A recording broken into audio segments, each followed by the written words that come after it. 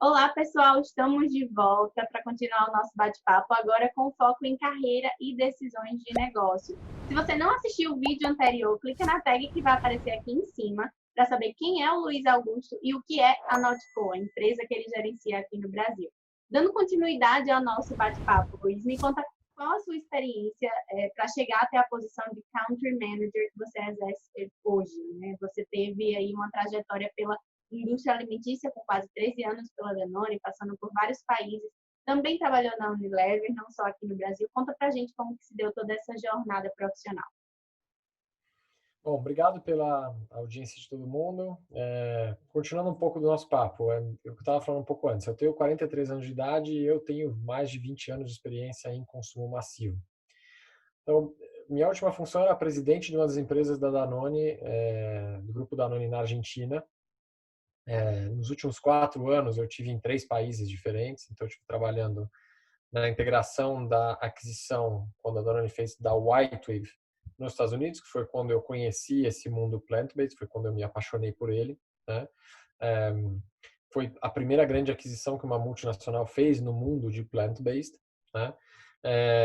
E para mim na época foi super interessante porque eu era muito crítico, eu não entendia por que uma companhia láctea tinha que comprar uma companhia plant-based e participar desse processo de compra e de integração foi extremamente enriquecedor, né? Ao mesmo tempo que eu descobri um mercado totalmente novo, eu também ali fazia algumas críticas com relação a todos esses produtos existentes até então serem muito monoingredientes, né? Você falava sempre de leite de amêndoa, leite de castanha, leite de caju, leite de coco, leite de soja, e um pouco conectando com o vídeo anterior, a gente acredita que os monoingredientes não provêm experiências de consumo completas para as pessoas. A gente acredita que o que interessa é entregar produtos que tenham uma proximidade tal ou no limite da exatidão ou de ser cópia daquilo que se pretende substituir no mundo animal, de forma que a memória afetiva das pessoas possa ser tocada por isso. Então, eu tive ou seja, na White, aí conheci esse mundo plant-based, depois disso estive na Holanda, voltei para a Argentina. Minha carreira, eu comecei em vendas, depois passei para operações, depois virei financeiro, então eu tive uma carreira bastante dinâmica.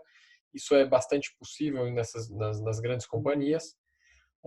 E antes, 13 anos da Danone, comecei minha carreira como trainee na Unilever, fiquei 7 anos lá. Então, fui construindo uma carreira sempre no mundo das grandes corporações. Para mim, a mudança para startup surgiu de basicamente 2 grandes pontos. Um deles foi esse conhecer do mundo plant-based, pelo qual me apaixonei. Eu era muito crítico a ele. Eu tinha muitos preconceitos com relação ao que é alimentação de base vegetal, né? E aí faço uma metáfora para as pessoas que não são vegetarianas. Toda vez que você fala que ela vai ter uma alimentação vegetariana, a primeira imagem que vem na cabeça dela é de um prato de salada, seja qual for, aquilo que ela está acostumada a comer, alface, tomate, cenoura, enfim.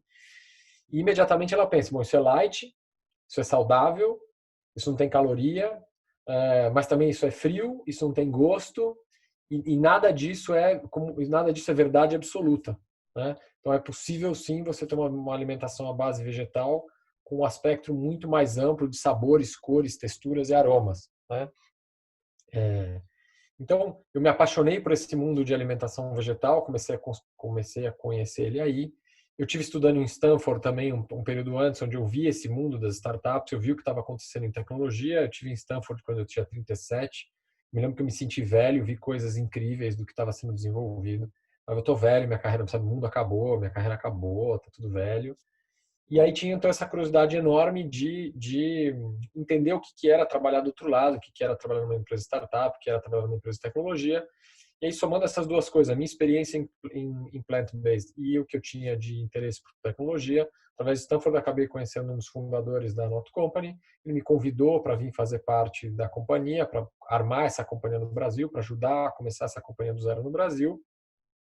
E um pouco do que eu disse antes, eu vinha de um processo de, em 4 anos, 3 países, do ponto de vista familiar, ficou bastante desgastado, já não fazia mais sentido para mim, eu tenho uma filha pequena, então não fazia mais sentido mudar de país de novo, mover a família de novo, eu quis voltar para o Brasil por uma série de questões pessoais, então entre a decisão pessoal de deixar ou abandonar a carreira de múltiplos países para voltar para o Brasil, mais a experiência de produtos vegetais, mais o que eu tinha vivido de startups, isso casou, foi um casamento absolutamente, uma integração perfeita com o que é a Not Company, com o que ela se propõe, com o que ela faz, como ela mistura tecnologia, como ela está criando uma disrupção no sistema alimentar, como ela está propondo criar uma disrupção no sistema alimentar, como ela está fazendo tudo isso através da alimentação plant-based e ter a oportunidade de construir isso no Brasil, do zero, ou seja, voltar para casa.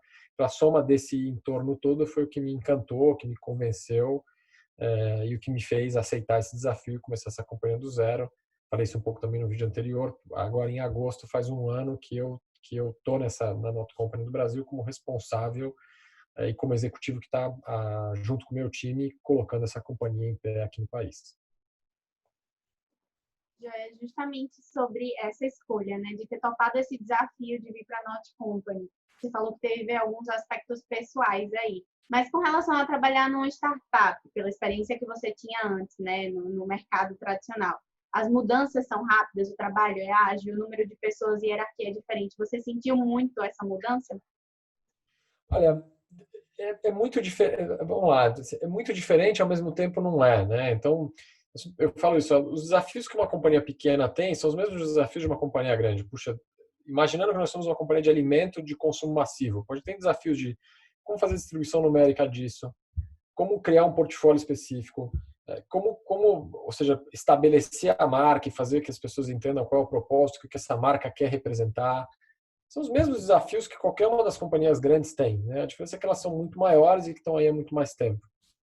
Eu acho que um pouco muita gente me pergunta isso. Claro, o dia a dia do trabalho é diferente? Claro, é diferente. Então, em alguns aspectos ele é muito diferente. Então, são companhias que são muito menos estruturadas, são muito menos formais, que há mais fluidez do trabalho, que há menos, portanto, menos níveis hierárquicos de decisão, você tem mais empoderamento dos executivos ou dos funcionários para poder fazer essa companhia funcionar, mas que ao mesmo tempo tem desafios enormes, né? Pô, como é que a gente faz num país de dimensões continentais como o Brasil para começar uma companhia do zero, onde eu fui descobrir que, a gente, para conseguir o primeiro CNPJ da companhia, a gente levou quase 4 meses. Quer dizer, a gente foi sentir de fato o que é empreender no Brasil, o que é começar uma companhia do zero no Brasil e quanto as burocracias do país dificultam o desenvolvimento e um ambiente propício para a criação, de novas companhias e de se partir negócio do zero.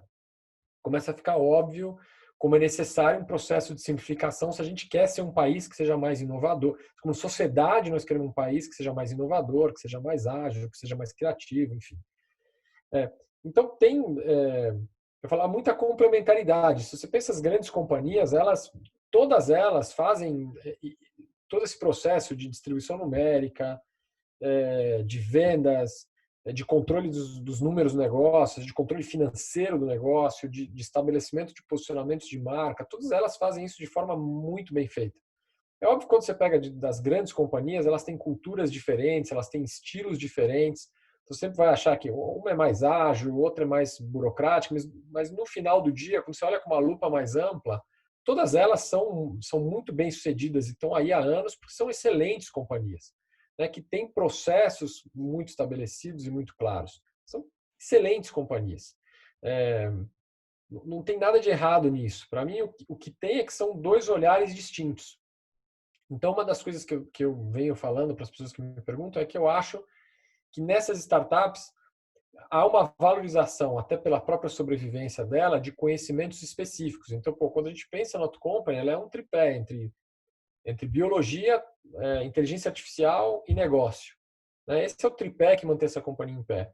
E como a gente consegue equacionar que áreas tão específicas de conhecimento tenham tanto respaldo dentro da companhia, né? Então, muitas vezes do que a gente vê é preciso valorizar o conhecimento específico, é preciso valorizar a profundidade de conhecimento específico em diferentes áreas de conhecimento. E acho que as startups estão equacionando isso melhor. Do outro lado, pô, as grandes companhias, elas têm, de novo, esses processos todos ultra estabelecidos. Pô, como é que eu faço para chegar em todo o varejo brasileiro? Como uma companhia que está começando do zero. Dificilíssimo isso, né? É um desafio enorme. Então, eu tenho visto isso, acho que tem um ponto de intersecção aí que é muito interessante entre grandes companhias e startups, que eu não acho que passa por um processo de necessariamente por compra e venda, ou aquisição, ou integração.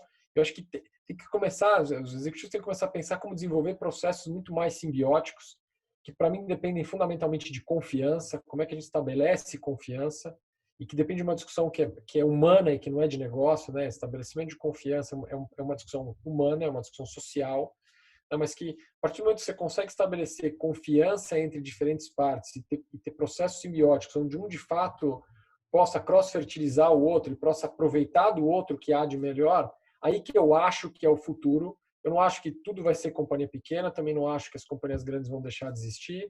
Eu não acho que só companhia pequena que é boa, eu acho que tem coisas boas dos dois lados, tem coisas incríveis nessas grandes companhias que existem aí há 50, 100, às vezes 150 anos, né? Que já se reinventaram quantas vezes, e que então, para mim, tem um processo aí de integração ou de simbiose que é o que eu vejo que a futuro poderá gerar ou destravar enormes avanços e enormes ganhos de valor e de produtividade e de forma de trabalho. Então, acho que o mundo futuro vai ser muito mais um mundo de colaboração e de entender como a colaboração pode acontecer do que em alguns casos de competição. No final, a competição ela vai ser determinada pelo consumidor, que ele vai escolher, se ele vai escolher a marca A ou a marca B, o produto A ou o produto B, a solução A, ou solução ou serviço A, ou solução ou serviço B.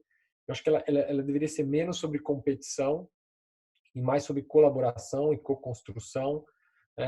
Porque outra coisa que eu venho falando também, as distinções, ou seja, as linhas de Tordesilhas entre, inclusive os processos dentro da companhia estão cada vez mais borradas, elas são cada vez menos retas, né?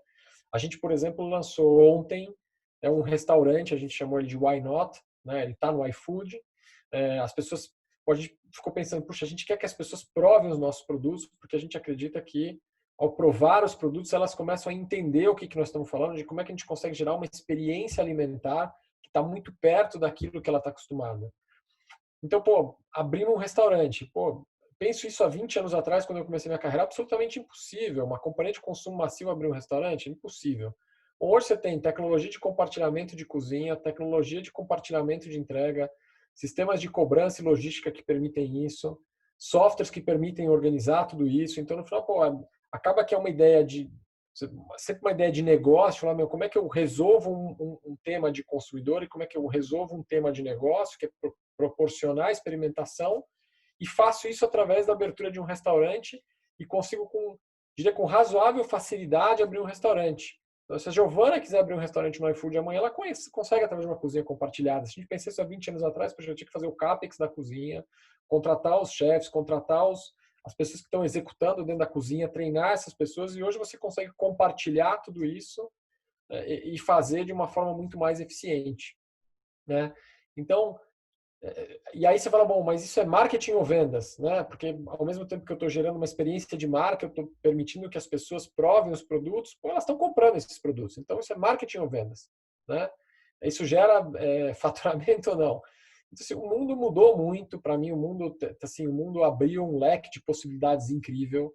É, e algo que eu também venho falando, assim, para mim não é sobre tecnologia mais, ou seja, a tecnologia é uma ferramenta que permite a tecnologia ou seja, você como traduzir, é um enabler, né? Não gosto de falar muito termo em inglês, mas tecnologia é um enabler. No final, não é sobre tecnologia, é sobre nós seres humanos, sobre a nossa inventividade, sobre a nossa criatividade, sobre como nós usamos a tecnologia de forma a gerar soluções diferentes para os consumidores, para agregar valor, para dar experiências novas. E isso é que no final do dia vai gerar quem vai competir melhor ou não. Mas o processo para uma melhor competitividade no final, ele vai vir de uma colaboração muito mais intensa do que uma competitividade pura do começo. Quando eu penso em minha carreira, sei lá, 20 anos atrás, eu falava, não, eu sou a grande empresa, eu tenho a melhor fábrica, eu tenho a melhor distribuição, e na verdade, bom, todo mundo faz bem. As que sobrevivem fazem bem, um pouco melhor, um pouco pior, mas tudo dentro de um range muito parecido. Né? A tema é como fazer diferente, como colaborar, e tem espaços enormes aí de colaboração. E também um exemplo do que eu falei, todo lugar onde a gente olha e fala, meu, cabe, tá ilógico como as coisas estão acontecendo, não é lógico, não é racional, cabe disrupção, né? Então tem muitos segmentos de negócio e muitos setores de negócio que ainda vão caber disrupções enormes, porque tem muita coisa ainda que está sendo feita que pode ganhar muita eficiência quando você começa a olhar para as cadeias produtivas de começo a fim e ver como cabem espaços de colaboração dentro dessas cadeias produtivas e que hoje não tem isso, eventualmente tem um olhar muito mais de competição do que de colaboração. Muito legal, Luiz. E voltando a um dos pontos que você citou agora há pouco, é sobre essa dificuldade, né, que foi abrir a empresa aqui no Brasil. Quais dicas você daria para aqueles empreendedores que estão iniciando em suas startups, com suas ideias inovadoras, e têm o sonho de serem tão reconhecidos pelo mercado quanto vocês, que já tiveram aí grandes investidores? Olha, eu acho que quando eu penso assim, a startup, o primeiro grande tema é perseverar, né? Então, ou seja, o empreendedor tem que perseverar por natureza, ainda mais no Brasil, porque é difícil você começar do zero, é difícil você abrir uma empresa, é difícil você conseguir ter todas as áreas de negócio representadas, né? E por que eu falo isso? Bom, você pensa assim, mesmo o nosso modelo de trabalho, a CLT, a CLT da década de 50, puxa, o trabalho já mudou tanto da década de 50 para cá. Se você pensa todos os encargos que tem sobre a folha de pagamento, então você tem altos encargos que fazem com que, sei lá, os seus funcionários custem para a empresa 1,8 vezes do que a gente paga a eles em média, né? Então, se você quer ter um grande time, ou seja, um bom time, que você precisa remunerar ele corretamente, você precisa ter já um nível de faturamento importante na companhia. Por isso que é difícil empreender no Brasil, é difícil começar do zero. Eu diria, primeiro grande tema é perseverar. Segundo grande tema é procure aliados. Precisa ter aliados, precisa ter parcerias, precisa ter colaboração, precisa ter, ou seja, expandir esses limites de negócio e ver como o seu negócio pode ajudar o negócio de outros e como outros negócios podem ajudar o seu negócio para que em rede isso possa se expandir de forma mais rápida. Eu acho que tem um terceiro tema que é igualmente importante, que é o time. Tem que escolher pessoas, são as pessoas que fazem as empresas, né? Tudo gira em torno das pessoas. Se a gente não tiver bons talentos, se a gente tiver pessoas que sabem o que estão fazendo, que têm conhecimento específico, que cooperam bem junto, então assim, um time excelente para mim, um dos fatores críticos de sucesso e é ao mesmo tempo um desafio, porque eu estava falando antes, porque você trazer um time excelente de mercado vai custar para a companhia e muitas vezes essas companhias têm pouco acesso nos seus estágios muito iniciais de poder pagar esses custos, mas é um olhar que o empreendedor tem que ter de basicamente reconhecer aquilo que ele faz bem, mas mais do que isso, reconhecer aquilo que ele não sabe fazer e ter gente com ele que saiba fazer o que ele não sabe fazer, né? Porque é sempre assim, né? A nossa maior fortaleza, a nossa maior cegueira. Então, como é que a gente se arma um time complementar a você, seja do ponto de vista das experiências profissionais, seja do ponto de vista da sua história de carreira, da sua formação de vida, ou seja, do ponto de vista do seu estilo interpessoal de gerir um negócio, como procurar construir um time excelente que possa ajudar ele nesse sentido. E por experiência o que eu falo os grandes investidores que aportam dinheiro nas companhias, o que eles procuram sempre são dois aspectos, né?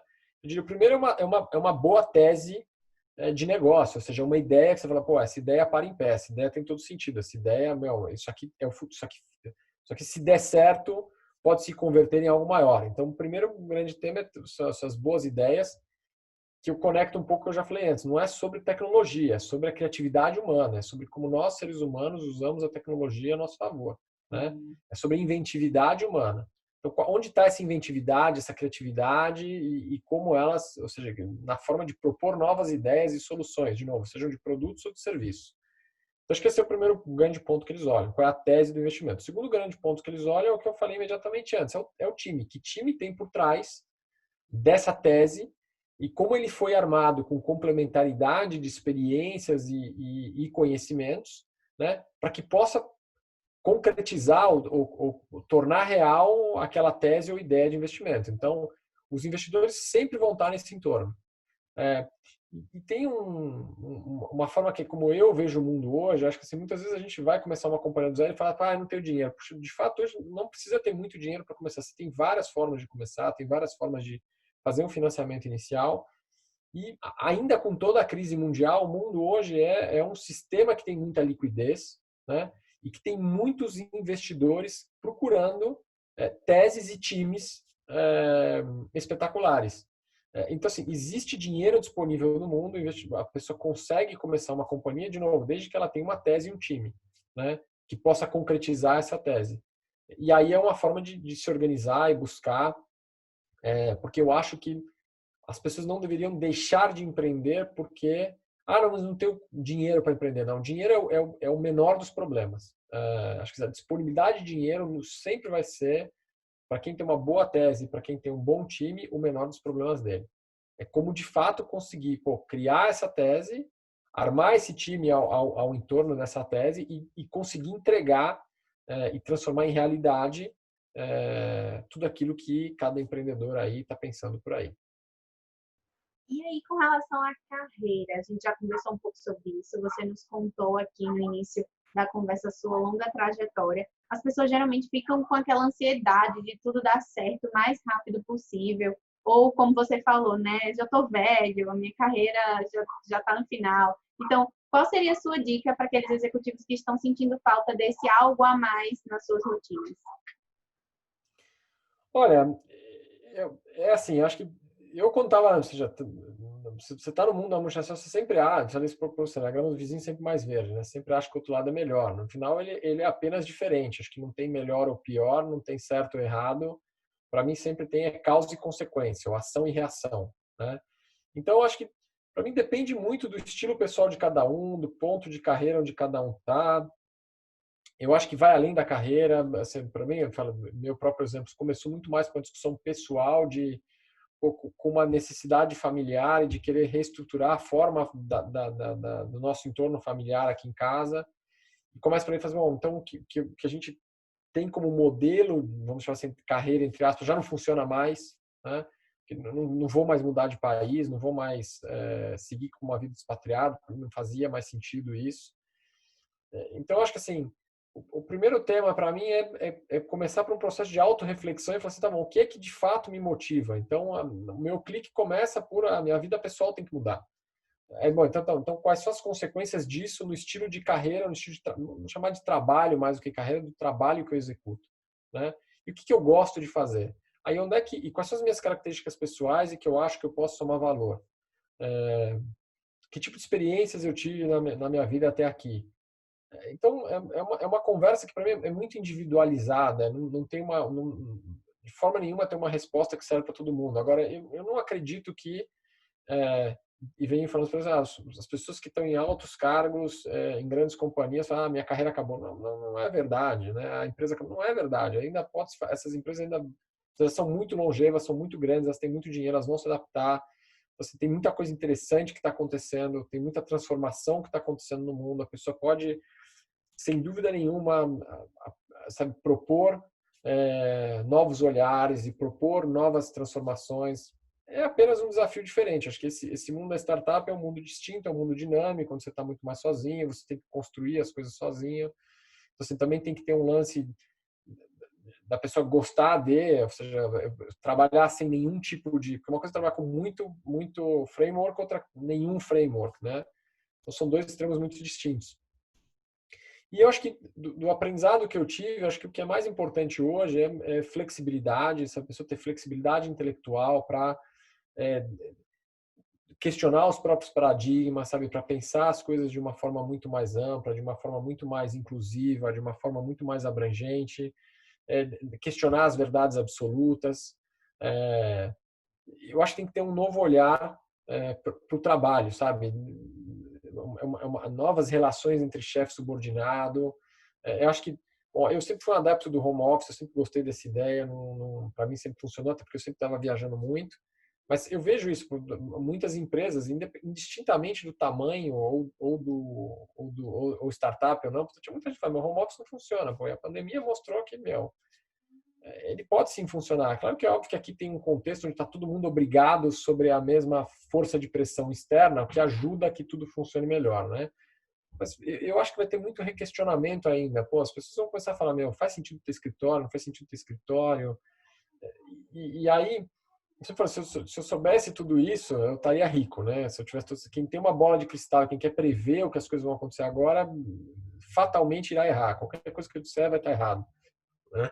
Mas eu acho que é mais essa questão de fazer, como é que eu tenho maleabilidade, flexibilidade, adaptabilidade para ir moldando ao que o novo contexto, ou que esses novos contextos, ou esses entornos, ou o meio ambiente vai exercendo de forças de pressão e tá sempre aberto para experimentação, ter curiosidade intelectual, de questionar, de perguntar, de querer aprender, sempre seguir aprendendo. Todo mundo que fala, eu já sei tudo, eu já vi de tudo, é bobagem.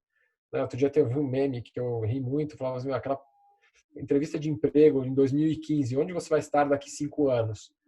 Quem acertou essa pergunta, entende? Então, às vezes as pessoas fazem declarações absolutistas, falando, agora é o novo normal. Não sei, eu acho que não existe essa de novo normal. Eu acho que o que existe é que cada vez mais as mudanças vão acontecendo e falar, a necessidade é a mãe de todas as invenções, né? Então, vão surgindo novas necessidades, vão surgindo novos consumidores e como é que a gente vai se adaptando a eles, e como é que essas empresas vão respondendo a tudo isso que vai acontecendo, sempre no final do dia para atender uma necessidade social. No final do dia é isso.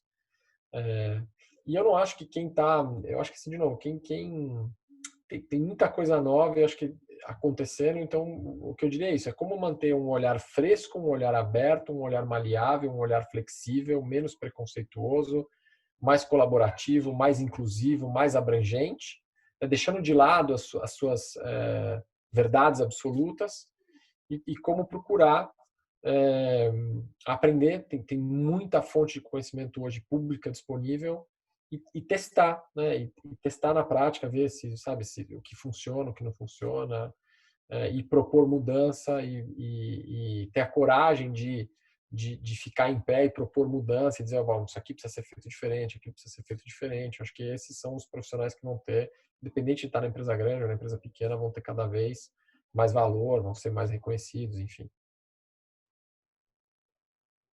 Muito obrigada pela nossa conversa de hoje, Luiz. Foi super rico com relação ao business, à carreira, à filosofia que vocês trazem também na Not Company ou Notco.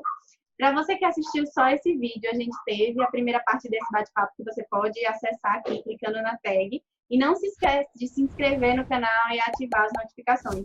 Luiz, foi um prazer imenso te conhecer e conversar com você hoje. Espero que a gente possa se encontrar no futuro em um encontro EBDI digital ou presencial, quem sabe. Um grande abraço. Muito obrigado a vocês. Sempre um prazer falar da Not Company. É uma companhia absolutamente interessante. Para as pessoas pesquisem para ver o que ela é, o que ela se propõe a fazer. Pesquisem nas nossas redes sociais. É absolutamente único e interessante o que essa companhia está se propondo a fazer. E a gente convida que as pessoas olhem, vejam, aprendam e tenham curiosidade de procurar mais sobre ela. E a gente está sempre disponível para falar. Obrigado a vocês aí pelo espaço.